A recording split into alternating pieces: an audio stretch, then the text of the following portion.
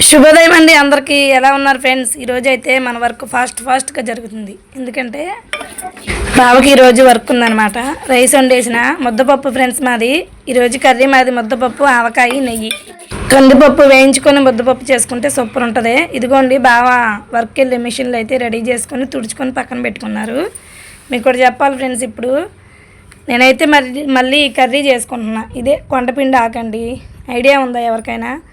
కిడ్నీలో రాళ్ళు కరిగిపోయిద్ది అనమాట. ఈ ఆకు కర్రీ చేసుకుని తింటే 10 రోజులకు ఒక్కసారైనా సరే ఈ ఆకు తింటా నేను. ఎందుకంటే నాకు కిడ్నీలో స్టోన్స్ ఉన్నాయి. చాలా హాస్పిటల్లో మెడిసిన్ వాడాను కానీ తగ్గలేదు. అప్పుడే ఈ కొండపిండి ఆకుతో కర్రీ చేసుకొని రణపాల ఆకు తింటాను అనమాట. మార్నింగు మొత్తం కరిగిపోయినాయి, అసలు ప్రాబ్లం అనేది లేదు. మీకు దగ్గరలో ఎవరి దగ్గరైనా ఉంటే కొనుక్కునైనా సరే ఇది కర్రీ చేసుకొని తినండి. 100% కిడ్నీ స్టోన్స్ కరిగిపోతాయి. నాది గ్యారంటీ. ఎందుకు చెప్తున్నానంటే నన్నే చాలామంది అడిగారు కిడ్నీలో నొప్పి వస్తుందని చెప్పి.